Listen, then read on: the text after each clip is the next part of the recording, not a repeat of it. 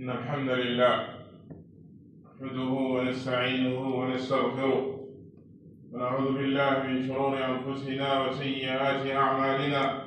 من يهده الله فلا مضل له ومن يضلل فلا هادي له،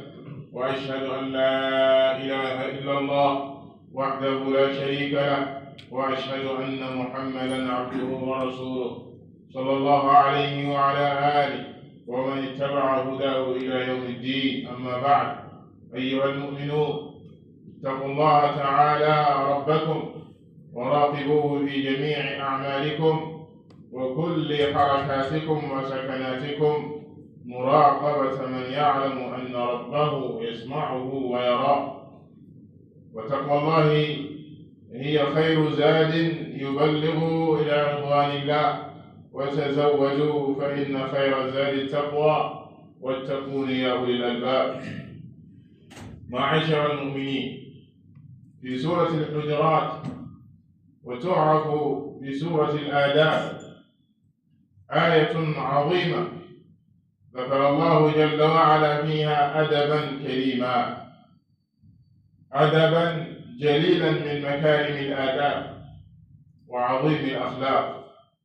يجب على كل مسلم أن يتحلى به وأن يكون من المتصفين به، وبالاتصاف بهذا الأدب صيانة للمجتمعات المسلمة مما يخلخل رابطتها ويوهن من صلاتها ويضعف من متانة الأخوة الدينية فيها. يقول الله تبارك وتعالى: يا أيها الذين آمنوا إن جاءكم فاسق بنبأ فتبينوا أن تصيبوا قوما بجهالة فتصبحوا على ما فعلتم نادمين. أيها المؤمنون، ما أعظم الندامة وأشد الخزي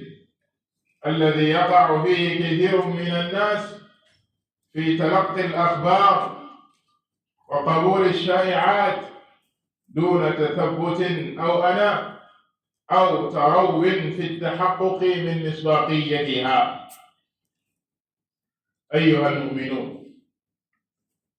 يقول الله جل وعلا: إن جاءكم فاسق بنبأ، أي خبر، فتبينوا، وفي قراءة فتثبتوا، وهما بمعنى متقارب. والتبين التفحص والتمعن في الأخبار، والتثبت الأناة والتروي في قبوله حتى يتحقق من مصداقيتها. وهذا عباد الله في خبر الفاسق من الناس، فإن الفاسق يتوقف في قبول الخبر من جهته حتى يتبين ويتثبت من الأمر. فتبينوا وتثبتوا، أي تحققوا من صدقه، فإنه قد يكون صادقا وقد يكون كاذبا. وإذا تلقى المرء أمثال هذه الأخبار وقبلها كما جاءت بعلاتها على عوائنها، حصل فساد عظيم وشر كبير وندامة وخزي. الناس عباد الله أحوالهم ثلاثة: صادق وهذا يتلقى خبره ويقبل، وكاذب وهذا يرد خبره ولا يقبل، وفاسق وهذا يتثبت من خبره ويتحقق. أيها المؤمنون، فكيف الأمر بهذا الزمان الذي وجد فيه بأيدي الناس أجهزة سرعت وصول المعلومة وسرعت في انتقالها، حتى إنها في الثانية الواحدة تبلغ الآفاق وتصل إلى أطراف الدنيا بأسرها؟ فما أعظم الخزي عندما تكون الأخبار المتناقلة كذبا وإفكا وافتراء. وما أعظم الخزي عندما يكون الأخبار المتناقلة يراد منها تفكيك أواصر المسلمين وخلخلة أخوة الإيمان بينهم. وجاء في صحيح البخاري في قصة الرؤيا المنامية العظيمة التي رآها رسول الله صلى الله عليه وسلم في أخبار المعذبين في قبورهم، فذكر عليه الصلاة والسلام أنه رأى في جملة ما رأى رجلا مستلقيا على قفاه، وآخر قائم عليه بكلوب من حديد، فيأتي إلى أحد شقيه ويشرشر شقه إلى قفاه ومنخره إلى قفاه وعينه إلى قفاه، ثم ينتقل إلى شقه الآخر فيفعل به مثل ما فعل بالأول، ثم يعود للأول فيجده عاد كما كان قبل أن يفعل به ما فعل، ويستمر في هذا العذاب. وذكر عليه الصلاة والسلام في تمام هذا الحديث لما سأل من هؤلاء قيل له في حق هذا الرجل وهو الرجل الذي يكذب الكذب فتبلغ الآفاق. وهذا الأمر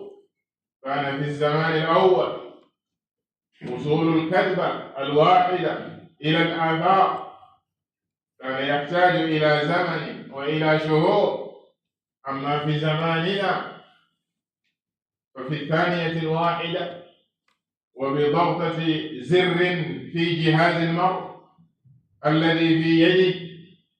تصل الكذبة الآفاق. أيها المؤمنون، يجب على الناصح لنفسه أن يعلم أن هذا الجهاز الذي في يده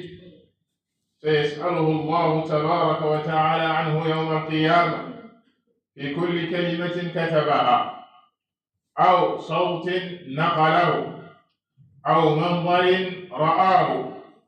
أو شائعة تقبلها أو نشرها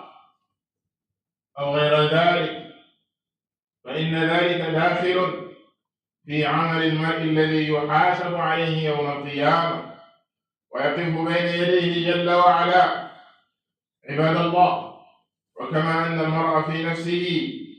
لا يحب أن تنقل عنه أخبار لا صحة لها ولا يتثبت من مصداقيتها، فكيف يرضى بذلك في حق الآخرين؟ هل تحب لنفسك ما تحب لأخيك المسلم؟ أيها المؤمنون، إن تناقل الأخبار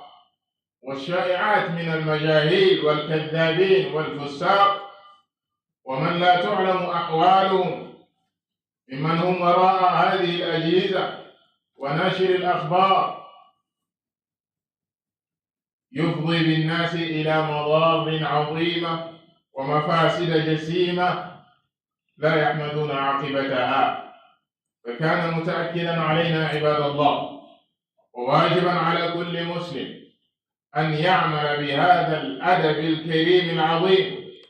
الذي أرشد الله سبحانه وتعالى إليه عباده: فتبينوا فتثبتوا أيها المسلمون. قال الله عز وجل: أن تصيبوا قوما بجهالة فتصبحوا على ما فعلتم نادمين. تصيبوا قوما وأنتم متلبسين بالجهالة لأنكم تنقلون أخبارا لا تعرفون حقيقتها ولم تتأكدوا من مصداقيتها، وكثيرا ما ينقل الناس أخبارا لا يدرون من وراءها، بل أحيانا بعض الأخبار يكون من ورائها كفار مجرمون وأعداء لدين الله آثمون يبتغون من وراء هذه الأخبار خلخلة روابط المسلمين وإيقاع العداوة والشحناء بينهم. فلنتق الله عباد الله ولنحذر من هذا ولنحفظ أسماعنا ولنصن قلوبنا ولنحفظ أنفسنا عن مثل هذه الأمور التي هي مضرة ووباء وآفة خطيرة على المجتمعات الإسلامية. ولا نحكم على أحد بمجرد خبر وصلك من فاسق حتى تتبين وتتثبت، كما أمرنا الله تبارك وتعالى وكما أمرنا رسول الله صلى الله عليه وسلم: إذا جاءك أحد فلا تحكم حتى تسمع من الثاني كما سمعت من الأول. أعاذنا الله عز وجل من موجبات سخطه ومن الأمور المفضيات إلى غضبه جل وعلا، وأصلح الله أحوالنا وجمعنا أجمعين على الحق والهدى بمنه وكرمه. أقول هذا القول وأستغفر الله لي ولكم ولسائر المسلمين فاستغفروه إنه هو الغفور الرحيم.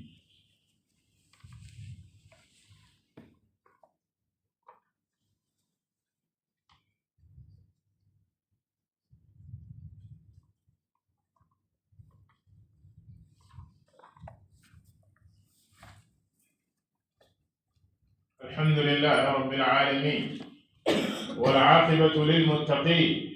ولا عدوان إلا على الظالمين، وصلى الله وسلم وبارك على عبده ورسوله الأمين محمد بن عبد الله وعلى آله وصحابته أجمعين. julli ñu ngi sant borom bi tabaraka wa taala di sàkku si moom ak ndimbal, di sàkku si moom ak njëggal, di ko ñaan mu sant sunu ay bakkan ak suñuy ñaawte di jëf,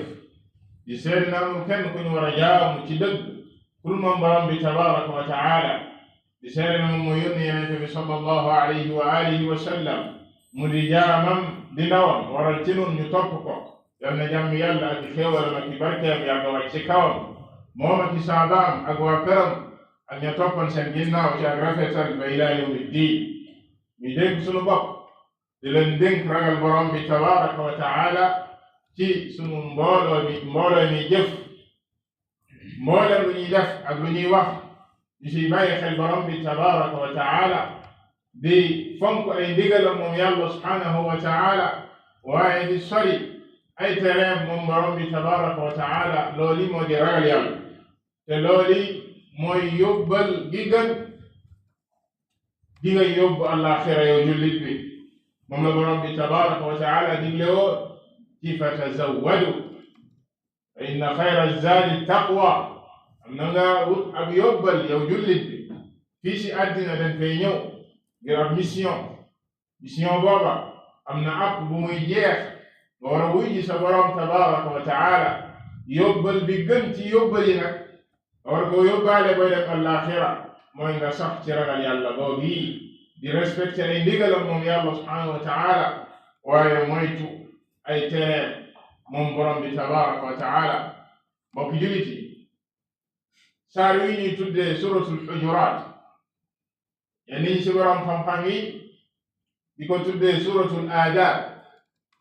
saari teggin yi, saar yi nga xam ne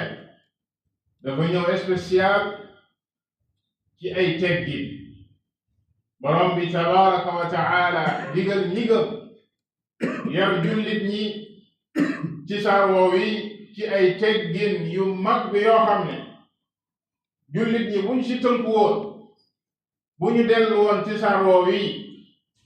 dina régler lu bare bari ci problème société, dina régler lu bare bari ci ay problème yuy dox ci diggante nit ñi. ci saar yu sootul Xujuraat te man ko tàmbalee ci lu jëm ci information ak xibaar ak jullit ñi ban taxawaay lañu war a am ci xibaar. ndax xibaar da lay dikkal rek nga daal di tëb ànd ak moom, wala ban taxawaay nga si war a am dinañ ci dikk. wàcc ak ñoom ci loola lim mën a indi ci nit ñi ci ak ñaawoo ak xiiroo ak ŋaayoo. ba loola amee saar wi kadaalika jubal leen ci lii di ak yéwénal ci diggante jullit ñi ñu tudde al islaax rawatina ñaari jullit bu ñu ñaawoo wala bu ñu tongoo mbaa ñu xeex mbaa ñu sax reyante yéwénal gasa war ak bisi jullit ñi war a def jóge foofa wàccan ñoom ci mbokkoo gi war ci diggante way gëm yi ak lépp loo xam ne dafay gàkkal mbokkoo googa li ko mën a yàq lu si mel ni xeebaate suxriya saa yu ñëw ci lool ñëw ci ak jëw ak ni mu mën a yàqee ci société ak araamal ko yàlla subhanahu wa taala araamal saa yu ñëw na ci lool ñëwaat ci mbooleem nit ñi benn gi ñu war a nekk benn xam ne yàlla subhanahu wa taala moo leen bind ñoom ñëpp ki weex ka ak ku ñuul ka ak fu waay mën a bokk xam ne ñoom ñëpp ay doomi aadama lañ borom bi tabaraka wa taala moo leen bind lenn rek moo war a nekk ak ngënaat le seen diggante ñuy gënante foofa di gën a kenn ku nekk di gën a tedd ca morom sa morom ci keneen ci mu ne mooy ak taqwa inna akramakum inda allahi atqaakum ngeen xam ne ki gën a tedd ci yéen mooy ki gën a ragal yàlla ci yéen mu ne leen kon loola mooy delluwaay du leneen kon lii moo tax borom xam fu muy tuddee saaru yi suratul adab saaru teggin yi bokki jullit nañ dellu ci teggin bu jëkk ci saaru yi borom bi tabaraka wa taala dafa woo way gëm yi leen yaa ayyuha alladina amanu yéen ñi nga xam ne da ngeen a gëm yàlla subhanahu wa taala bu leen xibaar dikkaleete bu ngeen déggatee xibaar information bu jógee ci ku génn topp fatabayyanu na ngeen leerlu ci beneen qiraa fatathabbatu na ngeen saxlu maanaam na ngeen def ndànk na ngeen def ndànk ci xibaar booba ngeen vérifier xibaar booba xam ndax waaw diw mi lii mu ma wax wala lii ma jot ci information ndax dëgg la am déet wala day toog sama nopp rek ma daal di jël benn position daal di def sama àtte mu ne leen déedéet na ngeen leerlu bu ngeen ko deful di ngeen dal ci aw nit an tusibu qawman bi jahala te ngeen teg ko ci ak réer maanaam di ngeen àtte di ngeen juger di ngeen dal ci kaw nit fekk ci ak réer ngeen ko teg te ak rëccu la leen di jural ak rëccu la leen di jural fa tusbihu ala ma faaltum nadimin borom xam nga dañuy wax ne nit ñett lañ ku dëggu ku ñëpp xam ak dëggoo kooka bu la indalee xibaar indil la information sa xel dafay dal donte ne ànd ak loolu it am na leneen loo diine digal ci wàllu àtte fekkee yow da ngay àtte kooku ak lu mu dëgg lam la wax da koy jël waaye da ngay déglu weneen wàll wa da ngay déglu weneen wàll wa waaye nit ñëw wax rek nit ñëw wax la rek nga daal di àtte ak doomu aadama ak ni mu faible ci ay sentiment déedéet du loola la yàlla subhanahu wa taala dig ñaareel bi mooy koo xam ne ku ñu xam la ci ak nar muy alkazdaab koo xam ne fenkat la kooka bu la indilee xibaar sa xel du si dal doo ko dëggal ba keroog ngay am contraire ngay am preuve ci leneen ñetteel bi mooy alfaasiq mooy ku génn topp koo xam ne xamees na ko ci naka su dul noonu xamees na ko ci wax lu dul dëgg xamees na ko ci def naka su dul noonu kon kooku faasiq la ku génn topp la kooku la yàlla subhanahu wa taala wax ne bu la indilee xibaar na nga dal na nga leerlu ba xam loola ndax dëgg la am déet soo ko def rek ak riccu la lay jural kon mbokki jullit teggin wi saa suñ ko sàggane saa suñ ko bàyyee li laaya ji wax rek la ñuy jural mooy ak tooñ akuk réccu di nga tooñ nit ndax nit dina la indil xibaar nga jóge fa daal di def sa jugement wala nga jóge fa daal di dal ci kaw nit teg ko ci ak réer boobaa tooñ nga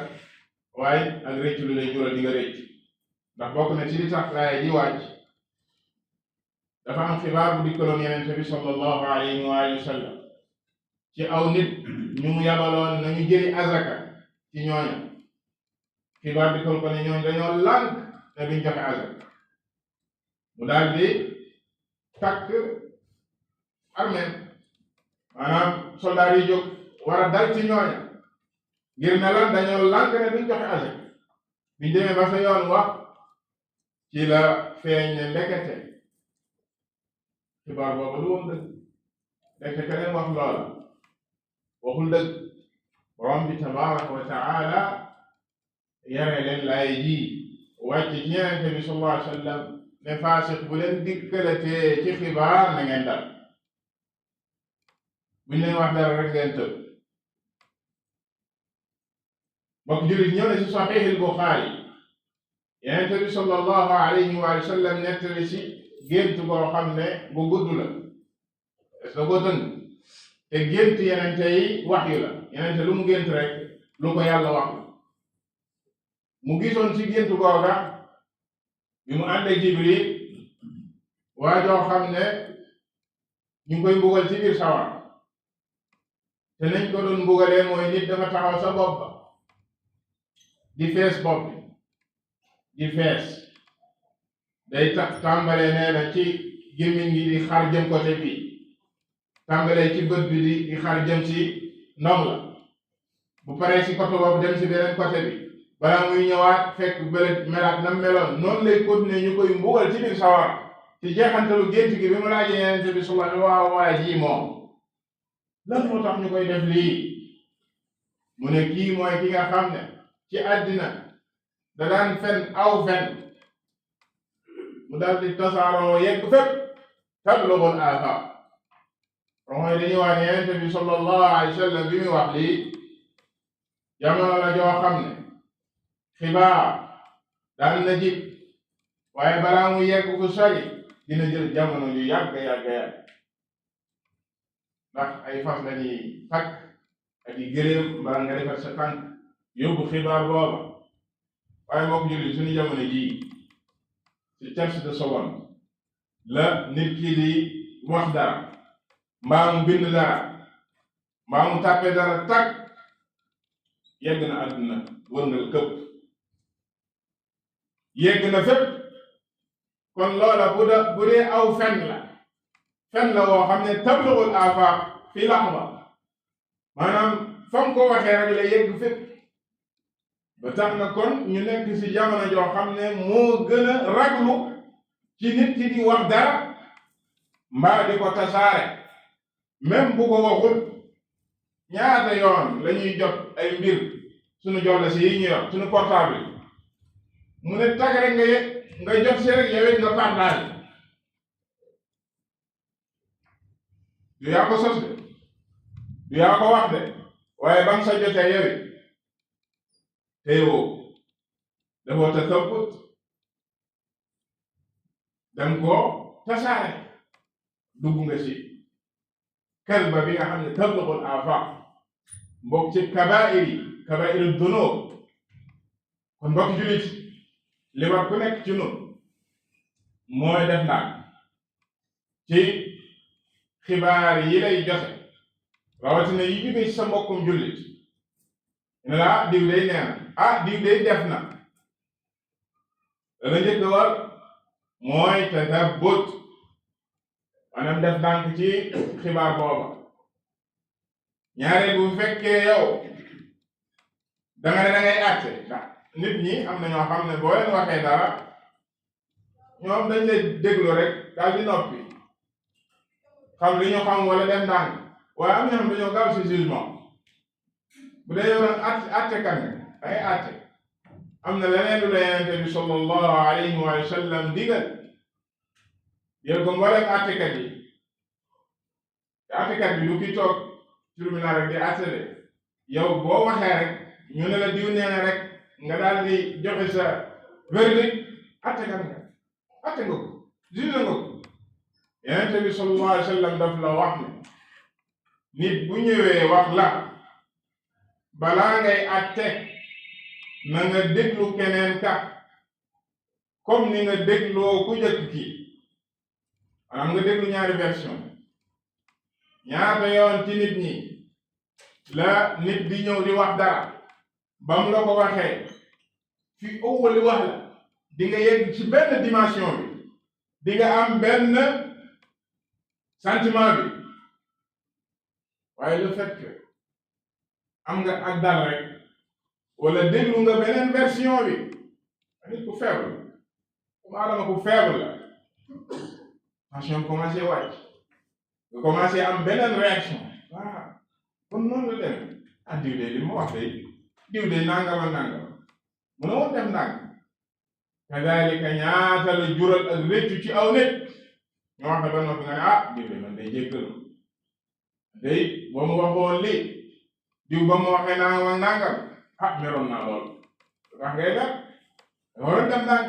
def li la diine digal bokk julit nañu dellu ragal borom bi tabaraka wa taala nañu dellu ci alquran jëfee teggine alquran problème yi nekk ci société bi lenn mënu koo faj lu dul jullit ñi delluwaat ci téere bi gëm ko li ko yàlla subhanahu wa taala wàccee nangoo tegginoo teggini lan moo tax duñu tegginoo teggine alquran yàlla digal ñu li ñu digal ci téere bi waaye ñu ne ay jullit lañ gëm nañ borom bi tabaraka wa taala gëm nañ wàcce bi mu wàcce téere bii ci Muhammad sallallahu alayhi wa alihi wa sallam ñu koy jàng di ko wàcce am dañuy wàcce kaamil waaye la nekk ci téere ba ñu war koo jëmmal war koo jëfee bàyyi jëw diggante jullit ñi bàyyi ak rambaay bàyyi fen waaye nga gis ab jullit mu mën a fen lool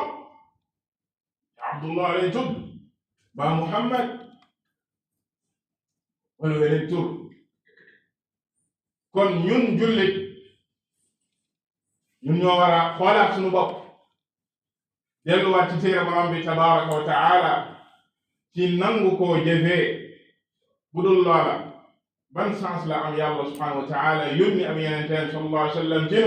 wàcce si moom ab téeréem ndax dañoo wàcce téere bi rek ngir nga kon xool ni maa ngay jàng arab ya waaye la mu ëmb te yoon nekku si doo ko jëfee mooy misaal ma yàlla jox juif yi dañoo mel ni mbaam mu yenu ay téere kamathalil ximaari yaxmilu asfaara bi'sa mathalul qawm maanaam mbaam boo ko yenoon livre yi ëpp xam-xam ci àddina bi wala xam-xam yi gën a am solo ci àddina bi nga yan ko sëf ko moom xamul si lu dul diisaay la ndax xam-xam boobu la ko yëri kon yow jullit bi misaal moom borom bi tabaraka wa taala bu koy joxe ci alquran mu ñaawal lii di ñu jox la xam-xam ba noppi yow xam-xam boobu jëriñu la te téere bi gën a màgg ci kaw suuf mooy téere borom bi tabaraka wa taala waaye yoon wi gën a jub si yoon yi mooy yoonu yonente bi sallallahu alayhi wa sallam di ak njàngaleem waaye li gën a bon ci mbir yi mooy lañ sa sos gannaaw moom yonente bi sallallahu alayhi wa sallam ala sallu wa sallimu ala xayril bariyya muhammad ibn abdillah faqad amarakum allahu bi dhalika fi kitabihi inna allaha wa malaikatahu yusalluna ala nabi ya ayyuha alladhina amanu sallu alayhi wa sallimu taslima wa qala sallallahu alayhi wa sallam من صلى علي صلاة صلى الله عليه بها عشرا اللهم صل على محمد وعلى آل محمد كما صليت على إبراهيم وعلى آل إبراهيم إنك حميد مجيد اللهم بارك على محمد وعلى آل محمد كما باركت على إبراهيم وعلى آل إبراهيم إنك حميد مجيد وارض اللهم عن الخلفاء الراشدين أبي بكر وعمر وعثمان وعلي، وعن سائر الصحابة أجمعين، وعن التابعين ومن تبعهم بإحسان إلى يوم الدين، وعنا معهم بفضلك وكرمك وجودك يا أكرم الأكرمين. اللهم أعز الإسلام والمسلمين، اللهم أعز الإسلام والمسلمين، وانصر من نصر الدين، اللهم انصر من نصر دينك وكتابك وسنة نبيك محمد صلى الله عليه وسلم. اللهم انصر إخواننا المستضعفين في فلسطين، اللهم انصر إخواننا المستضعفين في غزة، اللهم انصر إخواننا المستضعفين في كل مكان، اللهم كن لهم عونا ونصيرا على أعدائك وأعدائهم. اللهم تقبل جرحاهم، اللهم